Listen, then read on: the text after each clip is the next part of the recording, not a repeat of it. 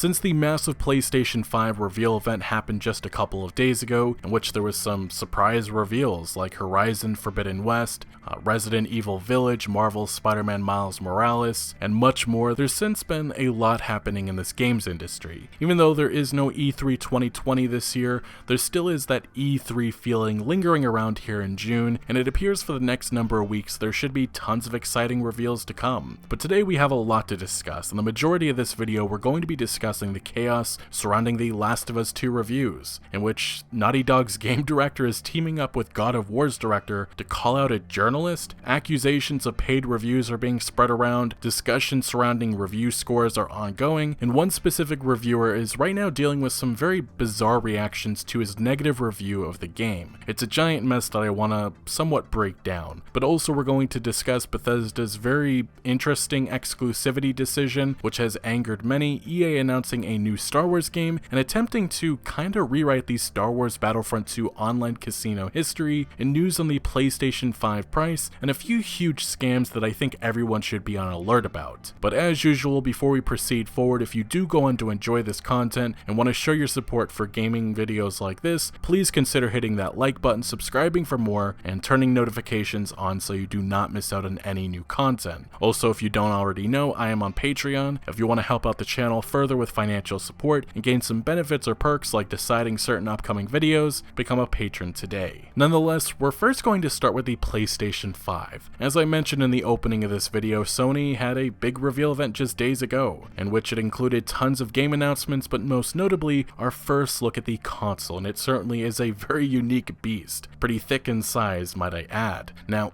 as great as it was to see the console finally, I think a lot of us were asking the same question at the end of the event, and that was, is Sony going to reveal the actual price of the console, or the release date? And of course they did not, as Sony and Microsoft are sorta in a standoff to see who budges first, so likely they can then undercut their biggest competitor this holiday season. Interestingly though, in just the last few days, Sony has been giving teases as to how they're looking at price for the PlayStation 5. Remember, years ago they made the big mistake of charging $600 at launch for the PlayStation 3, and it backfired big time. They know they have to get this right. To most consumers, this is the most important deciding factor of whether or not they will pick up this new console now or later, or maybe even looking at the Xbox One Series X depending on how Microsoft handles price. So point being, getting this right matters. Now, going to this article from Video Games Chronicle, this outlines some thoughts coming from SIE President and CEO Jim Ryan, or simply put, the PlayStation boss. He kind of gives us his thinking on how PS5 price will be, and he emphasizes value over price. Now, that may sound familiar because that's kind of like their strategy with the PlayStation 4. It's delivering these high-quality exclusives: Horizon Zero Dawn, God of War, Last of Us, Days Gone, Bloodborne, and so on and so forth. These games sold that console, and it also helps when competition aren't exactly dropping great exclusives. So it seems like Sony isn't changing up that strategy too much, and that's really going to be the selling point for the PlayStation 5. Now, he was asked about the current global crisis and how that may impact the price. And this is what Video Games Chronicle points out. This is a situation that Jim Ryan acknowledged last month, stating that the best thing it could do to address the economic situation was to offer the best possible value proposition, but not necessarily the lowest price. Continuing on, this is the more new comment that was given just days ago to the BBC, in which Ryan again emphasized value over price in relation to the PS5. Conventional wisdom in history shows that our business is one of the more recession-proof businesses, but I think this will sharpen our need to ensure that we focus on getting the value equation right, and I emphasize value as opposed to price. We must be more attentive than ever before to ensure that the overall value proposition in terms of the console and the games, the range of games, the quality of games, the quantity of games, makes this something that our community aspires towards. Now, obviously, one of the big shockers at the PlayStation 5 event was the big reveal that there's going to be a digital-only PlayStation 5 console, something that's I would consider it's very, very smart. Now, this is what Jim Ryan said. He was saying that the motivation behind the digital edition wasn't necessarily to while committing to a lower price. He said, "You're not going to hear anything on price today, but many of our consumers are purchasing solely digitally these days. We thought that we would do what we typically try and do and just offer choice." So I guess this is Jim Ryan's way of trying to say that the thinking behind the digital only option was about choice rather than cost, but this is going to be something that's more appealing to a lot of people that may not have $500 to spend. It additionally helps that digital is what entertainment kinda has become. Everything's digitalized, and unfortunately, physical distribution continues falling year after year, with over 60% of game sales now being digital. Now, there are some further details here. It says, according to Bloomberg's report in mid-April, Sony plans to produce far fewer PlayStation 5 launch units compared to PS4 due to an expected hit on demand caused by the console's high price. Now, what is that high price? We really don't know yet. So there has definitely been a lot of leaks for the last number of months. You've heard Turkish outlet says $700, analyst says $800, Russian website says $500. These are all placeholder prices. But actually earlier this week, Amazon UK leaked a £600 price point, and then just a couple of days ago, Amazon France leaked a €500 price. But that was actually for the console version with the Blu-ray disc drive. The digital edition version is €399. I believe the equivalent to the US dollar is for the normal console being $550 or a little bit over that, and the digital edition being just over $450. Is this right? We really don't know for sure, and it's going to be a couple of months, and I mean, this is all could be adjusted. Remember that Microsoft and Sony, they're playing a game of standoff, as I mentioned before, and depending on who budges first, the other very likely will try to undercut, because this holiday season, price is going to be a very important factor for really everybody. Now, I think it's safe to assume that everybody watching this doesn't fall for these PlayStation 5 scams or any of these scams that emerge for any highly anticipated console or game or whatever. But unfortunately, you probably have a family member that may not understand or know what they're actually watching and what they may be spending their money on, so maybe spread this message wide and far, because this is kind of deeply concerning. Now, if you didn't know, right before or right when the PlayStation 5 game reveal event was going on, there was a stream called Sony Live, which somehow has 100,000 subscribers, probably a hacked account, but it had 100,000 viewers, and it was just a big Bitcoin scam. And I think the more concerning part about this is that apparently generated over 12,000 euros in Bitcoin from this stream. And again, this is it's a blatant scam, but I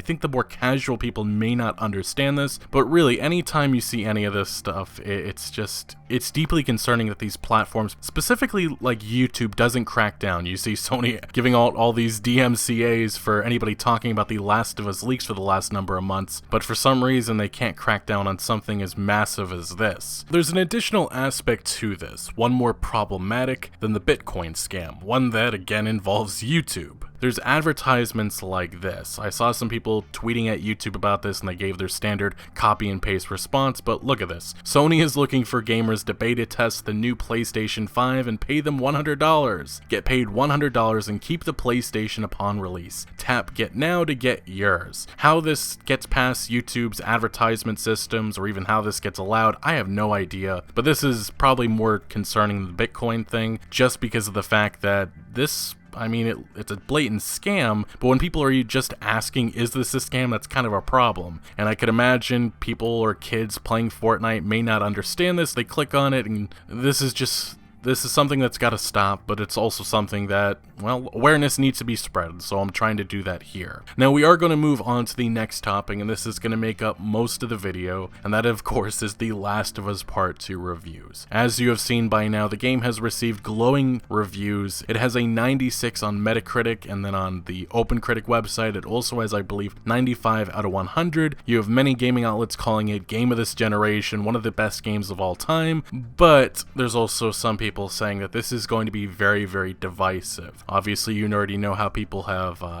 they have some very solid opinions on the leaks that have emerged, but also we just have a lot of people saying that this is going to be Game of Thrones Season 8, or it's going to be Star Wars The Last Jedi. It seems like this is going to be a very divisive game. I know Skillup, we're going to get to his comments in a bit. He had another video on Layman Gaming in which he discussed all of this, and he said that this game, the audience and the critics are going to be there's going to be a very different reaction generation, and I already knew this weeks ago when all these leaks emerged that this game was going to be the most talked about, most controversial release in years. But let's get to some of these reviews. I'm going to go over what reviewers are saying, and I'm also going to go over one specific review coming from SkillUp, which has it's been controversial. So if you don't already know, the game, again, 96 out of 100 on Metacritic. We have games.cz saying, The Last of Us Part 2 is no competition among current single-player survivals in terms of playability, atmosphere, graphics, sound, or storytelling skills. Naughty Dog has once again confirmed that it belongs at the absolute top of the games industry. I believe that's what they were trying to say. The Washington Post, The Last of Us Part 2 is an astonishing achievement, a searing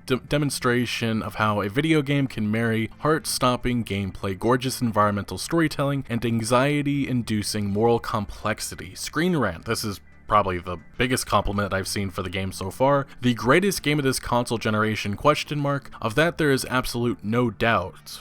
Alright. It's also quite possibly the greatest video game of all time, so glowing review right there. Spazio Games says The Last of Us Part 2 is a poignant and devastating story about what remains of humanity. It's not just the best game of the year, but the most representative game of this generation. Game Informer says it's a game that turned me inside out with each twist of the screw. SWBF2 says, as unbelievable as it can be, The Last of Us Part 2 improves on pretty much every aspect of the first game to make this sequel a true masterpiece. And you kind of get the point. These reviews go on, but The Last of Us Part 2, lots of 100s across the board, a lot of people loving the game, but some not. And right now it seems like a lot of these reviews are being met to, did these people get paid off for their opinion on this? And we're going to get to that in just a second. But there was one specific review which caught a lot of attention, and even got the attention of Neil Druckmann and the God of War director Cory Barlog. And it was this one coming from Jeff Kanata, who took to Twitter saying, in a medium where everything is John Wick, The Last of Us Part 2 is Schindler's List. And just like that film, there were times when I wasn't sure I could keep going. Just stopping right there, a lot of people took problems with him comparing this game, the horror that took place in World War II. It was just very strange, and personally myself, I find it odd, but leave that for what it is. A lot of outrage and uproar emerged once Jason Schreier, the former Kotaku editor, he jumped in and saying hyperbole is fun and all, but if you're thinking about comparing the new zombie video game to a movie about that, maybe hit the brakes, and I personally agree with that myself. But next I'm gonna have to read through a lot of tweets, so bear with me. A user responds saying he's just comparing the sense of constant dread both of the games have, or at least what I'm getting from reading his tweet. That's what I take away from it as well, just an odd comparison. There's a lot of other better choices you could have came up with. And Schreier says, oh, am I being too sensitive? I'd ask some of my family members for their thoughts, but they died. And then Neil Druckmann, the Last of Us Part 2 director, actually for some reason decided to jump in on this. He said, to me, it's clear that Jeff is comparing an emotional response between two pieces of media, not subject matter or importance. I didn't take it as direct comparison between our game and that itself, or even as a way to diminish the weight of that film. I'm not trying to pick a fight, but feel obligated to respond, as these kind of comments can escalate to claims of anti-Semitism. By the way, this is coming from someone who lost many members of their family due to that as well. Hope this comes across respectively. And then Schreier followed up saying, Neil, I would be shocked if you weren't reacting positively to a thread hyperventilating about your game. To an outside observer, it comes off as clumsy and crass. Congrats on the launch, looking forward to playing. And then Neil Druckmann follows up saying, your voice carries a lot of weight. Your public comments about Jeff invite dogpiling, which I'm sure isn't your intention, but I experienced a lot of that these past few weeks and wanted to say something. For what it's worth, I think our game does not hold a candle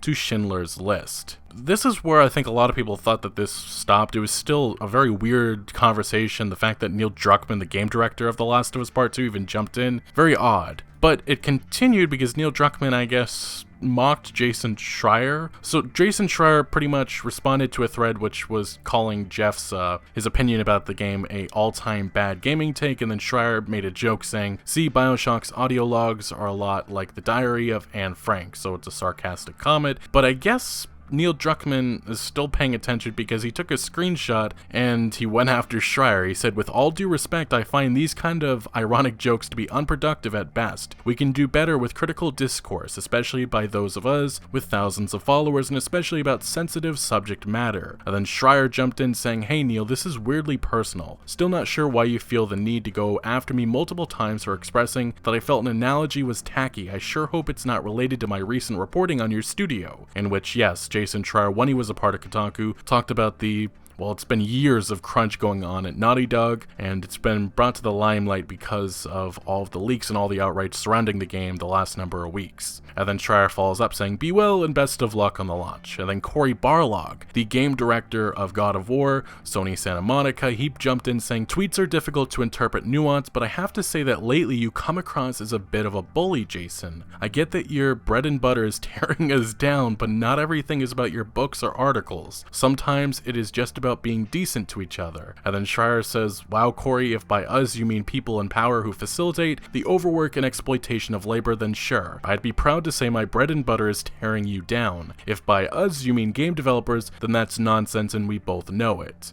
And then finally, Cory Barlog says, "Fixing exploitation plus labor inequalities is something I absolutely agree with. I say you follow that story wherever it leads in the games industry or even on your own to be the voice of change. Tell the whole story. I get professional distance, but lately you come across as mean." And then somebody was asking about the crunch situation and the fact that Neil Druckmann, he's an executive and kind of is responsible for all of this. And pretty much this user just makes the point that maybe Neil Druckmann and Naughty Dog don't care about exploitation and labor inequalities as much as maybe Cory Barlog does. And Cory Barlog hit back saying, "I think he would, but I mean, he is an executive at Naughty Dog. He's a vice president, I believe, and he's been that for at least 2 years, and he's been game director on, I believe, The Last of Us and The Last of Us Part 2, so he is responsible for this culture, this crunch culture, which there's been some pretty horrific stories that we discussed a couple of months ago, and these have been going on for years now, and nothing has changed, so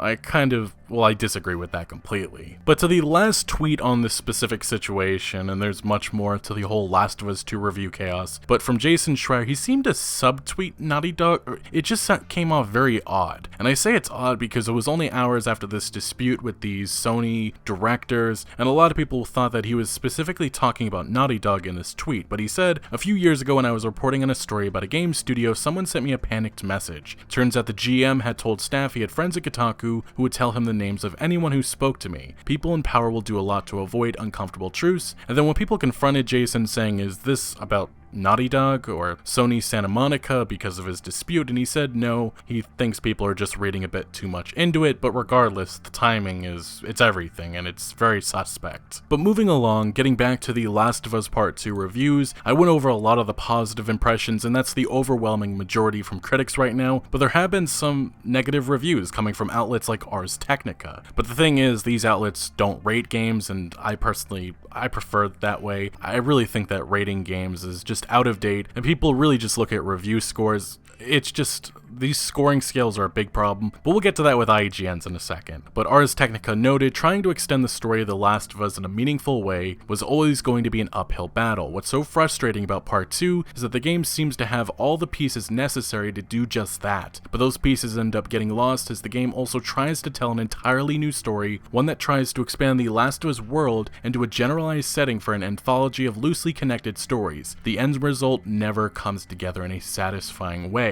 Kotaku even was a little bit critical, saying the first game's story was polarizing, this one will be clearly as well. Polygon says Part 2 ends up feeling needlessly bleak at a time when a nihilistic worldview has perhaps never been less attractive. Its characters are surviving, but they are not learning, and they are certainly not making anything better. Vice also said The Last of Us Part 2 feels complacent, yet also preoccupied with its predecessor. Every facet of the original game has been expanded and enlarged in the sequel, but not actually improved. It is as as if the only inspiration is the original game and the well of pop culture it was draining from. There's practically nothing here we haven't seen and done repeatedly throughout previous Naughty Dog games. It sets out to surpass its predecessor, but the only meaningful contrast between them, and its even more oppressive bleakness and violence, it digs 2 graves, fills them with blood, and then just effing wallows in them. So yeah, Vice, very, very negative review. But let's now proceed to the main negative review which everybody's talking about, and this is coming from YouTuber SkillUp,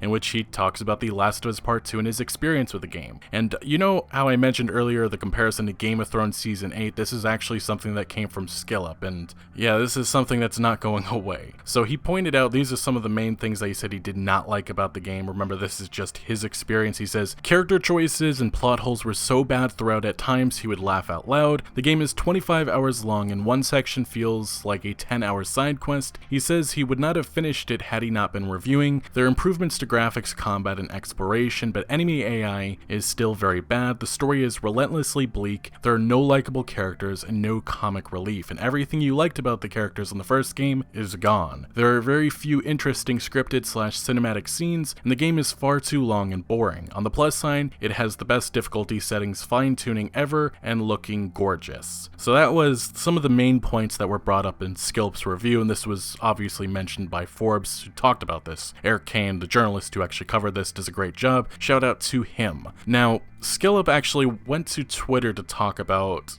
his review because it has been met to a lot of reactions. And he first said, I really want to stress that I'm pretty much the only person who did not like The Last of Us Part 2. Not the only, as I brought up just a few minutes ago. Remember to seek out other opinions. The critical consensus is that this is on the same level as God of War or Red Dead Redemption 2. Don't miss out on a potential game of the year because of my take. And then he would continue because there's been lots of accusations that people have been paid off. He says, no one got paid off to give The Last of Us Part 2 a 10 out of 10. Please stop saying that, and for the love of God, stop using my review as proof of it. I love Death Stranding and prefer Doom 2016 over Internal. Reviews are opinions and we all like different things. And I think that's one of the most important things people need to remember. Everybody has an opinion. Not everybody's going to agree with what you think. Not everybody's going to agree with what I'm saying right here. That's just how human beings are. And it's really unfortunate that in this current digital age, in this Twitter age, it just seems like you can never have a differing opinion without there being, you have to be paid off by somebody. I think that's just so unfortunate nowadays, and one of the things I just hate about social media in general, or really discourse. But SkillUp was not lying. People are going absolutely insane. People are using this to attack other reviewers, saying they were all paid off. And then you have some people, a lot of people actually just attacking SkillUp himself, saying that this was a purposeful review and he went into it wanting to hate it to, I guess, feed an alt-right mob. That's what people are saying. We have this one specific tweet that I saw. It's outrageous, honestly. This person says, I want to talk a little bit about monetized YouTube outrage. A reviewer named SkillUp gave The Last of Us Part 2 a negative review. This review has been pointed out by certain, shall we say, right-wing personalities as the only fair one that wasn't bought by Sony. And then this person brings up that the day before he made the Last of Us review, not about the sequel but the predecessor, in which he liked it. He gave it a glowing review, ending with this line: if we can accept that video games shouldn't always be defined by their playability alone, and that story is just as important, then the argument that The Last of Us is among the greatest games ever released holds a lot of water. This person says it's fair, and then apparently on Reset Era they started bringing up his God of War 2018 review, in which he says he did not like The Last of Us very much. As a game, I did not really like it. I found it boring, to be honest. Ladders, etc. I know that everyone else loves it. I just personally did not like it. And then this person then continues their little rant saying that, so it's of interest to me that he seems to have shifted course on that first game on the day before posting what he knew would be a negative review of the sequel, and I'd suggest that the reason he did this is because it feeds a narrative of SJW Druckmann ruined the sequel with his liberal pandering. He's playing to an angry audience who can use his newfound appreciation of The Last of Us as a shield to say The Last of Us Part 2 is trash, and he's making money off of all of those furious, righteous clicks doing it. And then this person credits people from Reset Era. You know how that website is. you know my opinion on that. But it really is just annoying what this has resulted in, what people are actually saying. And I can't blame Skilp just being exhausted by all of this. He ended up taking to Twitter. He said, "I will not be doing a Last of Us Part 2 spoiler review. To be honest, my video has been amplified, summarized, analyzed, canonized, and demonized so much I'm sick of hearing my own take. Everyone else can argue about the game now. I'm going to go play Maneater." Again, I just can't blame him at all. All of the people using his review to attack other reviewers, and then some people just attacking him because he's trying to, I guess, feed an angry audience, apparently. It's really laughable what people come up with just to attack another creator. It really is, but I mean, as someone who is also a creator, you just kind of get used to it. But moving to the last part of this Last of Us Part news discussion,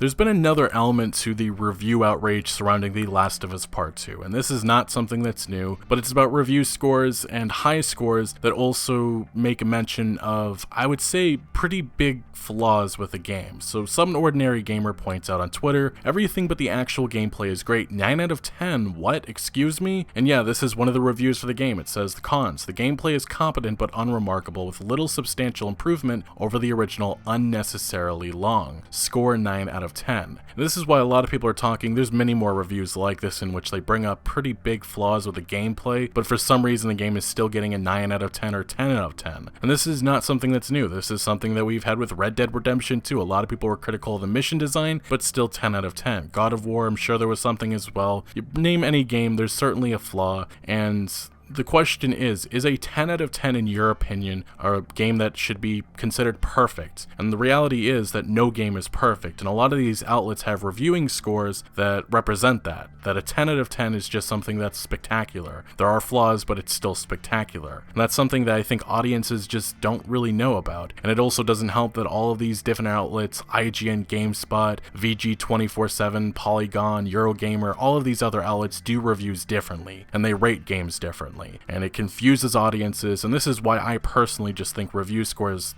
they just are ruining really game reviews in general, and it really just, it's causing more problems than anything. I think that's what I'm trying to get at. But the reason why I wanted to bring up this specific aspect of the Last of Us Part 2 reviews is specifically because of Alana Pierce, a former IGN employee. I believe she rated some games like Mass Effect Andromeda for the website, and she recently made a video giving the truth about 10 out of 10 game reviews, and she outlined a lot of the things that I've already said in this video. And the truth is that game reviewers aren't having these back alleyway deals, but the thing is, I do take issue with that a little bit, because I know the IGN's, GameSpots, they're not doing any of this, but the smaller outlets and YouTubers specifically. The whole system, I think Skillet brought this up on his Layman Gaming channel. He pointed out that the system is corrupt, and it is. Gaming outlets, they feed into this, and they know that. They only give review copies out to certain individuals that are very, very positive, and if you're not getting a review copy, and that means you're going to miss out on having the game early, miss out on that potential revenue, and that's a key aspect that a lot of YouTubers, well, they need and want. So what that results in is some of these YouTubers, some of these smaller reviewers, well, they're going to be a little bit more nicer to these game publishers and their game, that's a major problem. But specifically with IGN, what they rated for The Last of Us Part 2, they gave it a 10 out of 10, calling it a masterpiece. They said The Last of Us Part 2 is a masterpiece that evolves gameplay, cinematic storytelling, and rich world design of the original in nearly every way. Now, as I brought up, 10 out of 10 does not represent perfect. That's something that Alana brings up in her video, and this is actually IGN's review policy, and I think we probably should have gone over this a while ago, but a 10 out of 10 masterpiece, this is what it specifically says on their website. Simply put, this is our highest recommendation. There's no such thing as a truly perfect game, but those that earn a masterpiece label from IGN come as close as we could reasonably hope for. These are classics in the making that we hope and expect will influence game design for years to come, as other developers learn from their shining examples. And some of the examples include God of War, The Last of Us, Breath of the Wild, Grand Theft Auto 5. So I kind of just want to concentrate my attention on the review scale rather than review scores, because IGN has, we already know the memes, and some of their scores are just laughable. Like recently they gave Overwatch a 10, and I believe like The Witcher 3 Wild Hunt has like a 9.2. The point is that some of these numbers, and comparing them, it doesn't make sense, but that's really just what we get out of IGN, especially when you have different people reviewing with different tastes, and it just causes a ton of confusion. But point being, let's continue on talking about this review scale. Now, what's considered a 5? A 5 is mediocre. This is the kind of bland bland, unremarkable game we've mostly forgotten about a day after we finish playing. A mediocre game isn't something you should spend your time or money on if you consider either to be precious, but they'll pass time if you have nothing better to do. An example of that is Fallout 76 Crackdown 3. Now, the problem with game reviews versus film reviews is that game reviews, I mean, you automatically, if you're a AAA game developer, you're probably already going to get 5 points just because the game's it's going to be running and it's going to probably play pretty darn okay. And that's why a lot of people just expect game reviews,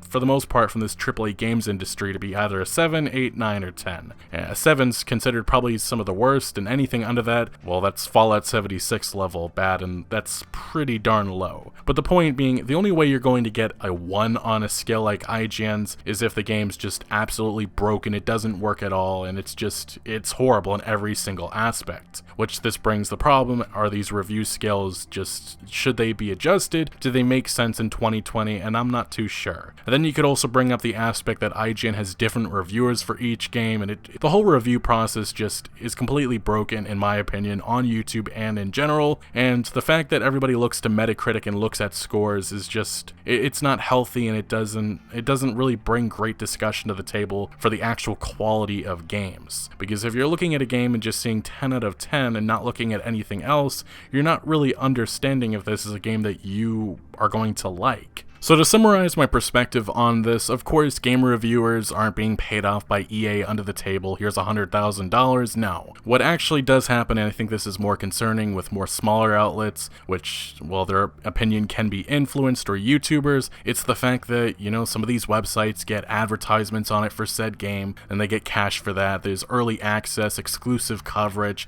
there's free trips to events, there's merchandise, and then if you actually give the game a bad review or a 7 out of 10, some of these outlets will blacklist you. I've had that happen before. I gave one specific game, I think, a 77 out of 100. Didn't get a review copy again. And personally, for myself, as I see it, it is what it is. But other outlets, other people, that does call into question, because I know some people aren't like myself, and some of them will take that money, or they will, I guess you could say, bend their principles to, I guess, get amenities. Positive coverage typically is very beneficial in this games industry, which is kind of a problem, and why so many laugh at outlets like IGN or Polygon, who notoriously have been soft on calling out publishers for dirty practices like crunch and monetization. Simply put, many outlets are closer to marketing arms than anything else, which is a significant issue. But another thing that Alana Pierce did bring up, and something that I somewhat agree with, but also kind of disagree with, is the fact that she brought up the Last of Us Part 2 outrage, and some people believing that a boycott or all the anger is going to result in lower sales. And most of the time, that is not the case. I agree with that most of the time this outrage, you've seen the Modern Warfare 2 memes over the years. There's always like a small subset of hardcore gamers that are upset about a certain decision that was made, and they vow not to buy the game, but a lot of them end up buying the game. And so most of the time, outrage and protests, that doesn't result in games losing money or bad sales. For movies, that's a little bit different, but for games, that usually doesn't happen, because most of the time the outrage is limited to the hardcore audience, and the casual audience either doesn't care or they don't even know about the outrage. But I think she brought up one example that I found was very odd, Star Wars Battlefront 2. She said that game sold very, very well, and it did, but it still underperformed massively, losing millions of copies, and the reason why probably was contributed to a lot of the pay-to-win outrage and negative reviews associated with the game. I think that's one of the rare examples. Now, you also need to factor in one thing: Star Wars is still going to attract a massive audience, and of course it sold a lot of copies, more than the standard AAA game, but it did sell less than the 2015 installment of Battlefront, and EA actually said in an investor call that it underperformed. So I don't think that all the time outrage just results in games not being affected, because it definitely does factor into it, but most of the time I do agree it doesn't. But I think it really just depends, I guess. So I guess my last point on The Last of Us Part 2, I eventually will have a video discussing the overall narrative, reviewing it in some sorts. That'll come later, but the game is out in less than 24 hours in a lot of territories, and I mean, you'll get to play it for yourself if you're looking forward to it, or if you even want to play it, but it definitely definitely sounds from what SkillUp and a lot of other people have said, this is going to be a divisive game, and if you're not tired of all of the varying opinions, gear up because it's coming, it's ahead. It also didn't help any of this process that Sony reportedly severely limited what reviewers could say about the game, limiting what footage could be shown, and reviewers just were not at all allowed to talk about the second half of the game. In my opinion, this is another thing that factors into all of this outrage, and Sony indeed fueled it a bit, but hey, maybe that's all a part of the plan, the strategy. All publicity is good publicity, isn't that the saying? The next story that I want to discuss kind of moves us from The Last of Us Part 2 to specifically Star Wars Battlefront 2, which is actually what we were just talking about. There's something that happened a couple of weeks ago that I missed, but I have to just go over it because it's absolutely insane and it bothers me. Now, there has been a petition going around on change.org for people demanding EA to continue supporting the game. It has received almost 100,000 signatures. And this is actually what it says. Star Wars Battlefront 2 is one of the greatest video game redemption stories of all time, from a disastrous launch to a complete success. The transformation of the game is inspiring to all Star Wars fans and gamers alike. Unfortunately, the game was cut short while still having so much potential for wonderful new content and features. New maps, heroes, skins, private matches, private servers, etc. are a must for this game. All those who sign this petition would be willing to pay for new DLC to keep this awesome game alive. Save Battlefront 2. Now, I do want to point out something because as of recording this video, I had to go back and edit the dialogue for this because it was inaccurate because this petition has now been adjusted. What I mean adjusted is that whoever was behind it obviously heard some of the outrage and just people laughing at this. Like, they took out the paid part and they took out notably that last part in which they said that everybody would be willing to pay for Star Wars Battlefront 2 content. But I mean, 85 to 90,000 people signed for that. Essentially, this petition pretty much just says that these players will, well, they're supporting this petition and they will pay EA to continue supporting the game. Which, I mean, come on, people. But I thought this reaction was very odd coming from an EA community lead. This is Benoit Key who responded saying about this petition. He said, "You keep posting this to me, but I'm not sure what you wanted me to do with this. The team has seen it, but it's not our call. I really love that almost 30,000 of you have signed it. Now it's up to almost 100, but over 200,000 signed the alternative petition to this 2.5 years ago. Perspective." Now, I absolutely hate this. I ranted about this on Twitter because I find this response pathetic and it ignores what happened 2.5 years ago. You remember that? When Star Wars Battlefront 2 was a literal online casino? Thankfully, some people did call him out. You have some responses like, "We complained about the pay-to-win system that you all set up. We never complained about paying for new characters or skins. Big effing difference." And then somebody else says, "You mean the one to Lucasfilm to revoke/take away the Star Wars license from EA? Isn't that a different context and a negative goal for EA?" And that's actually what that petition was about. It was something that I talked about on this channel a couple of years ago. It was a petition that reached 215,000 people, and it was asking Lucasfilm to revoke EA's Star Wars license, which I personally still think it should, but hey, that's just me. But the fact that this EA employee is trying to rewrite history and trying to make it out to be like 2.5 years ago was just a different situation. No, the game was an online casino. There's a big freaking difference, and it's absolutely pathetic that EA's trying to rewrite what actually happened back then. There is no perspective. What's perspective is the fact that EA tried screwing consumers, and fortunately, people boycotted and protested enough to get a reaction from Disney and forced EA to revamp and pretty much have to fix the whole game, the whole progression system. The only reason why it is good right now is because of what happened 2.5 years ago. And I really hate what EA's trying to do now, and I bet you in the coming years you're going to keep on hearing these like, "Oh, it wasn't that bad. There was just maybe a little outrage that got out of hand." And I swear that's going to end up happening, but what happened in 2017 is something that should be remembered. It cannot be forgotten because EA, especially EA, will try pulling the same crap one day if people ignore what happened. But in other news, actually EA announced a new Star Wars game, and I don't really have an opinion on Squadrons because there's nothing really to make out from the footage. It's a cinematic CGI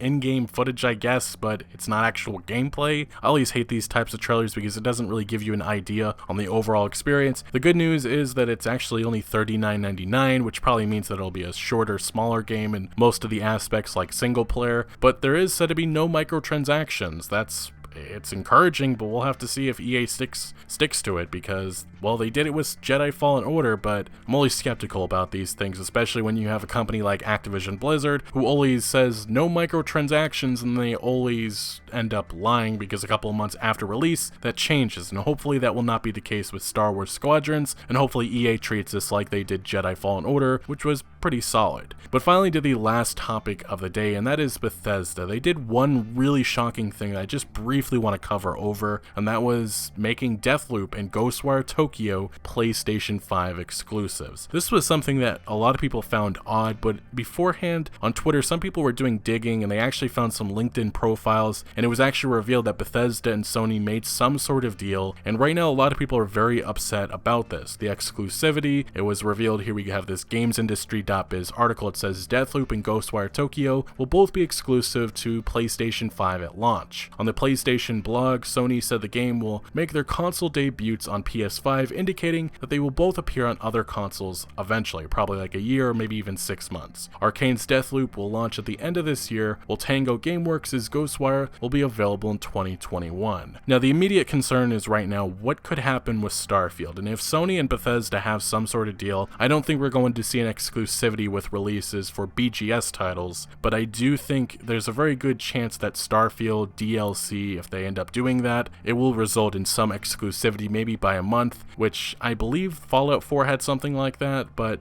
yes, I do think that this is what's going to happen, unfortunately. And I always get concerned about deals like this, but I kind of understand at the same time. Bethesda has had some trouble in the last few years with their other non-BGS titles and non-id Software titles. A lot of them have been underperforming. Wolfenstein has not done very well. Prey has not done very well. Dishonored 2 did not do very well. Rage 2 did not do very well. And obviously Bethesda probably just wants some money, and they decided that the Xbox platform probably wasn't going to sell all that well for Deathloop and Ghostwire Tokyo, so they took some Sony money and they went exclusive, which it's really unfortunate when these things happen. You know my opinion on the Epic Game Store, with Epic throwing money at developers, Sony kind of doing it here with Bethesda, but yeah, I can understand the frustration, and I wish Bethesda had made this known when the game was announced, what was it, last year? So yeah, anyway, a lot going on in this AAA games industry right now, a lot of discussion on The Last of Us Part 2, and I know this video is longer than usual. I just really wanted to give my perspective on the whole matter with that, and how people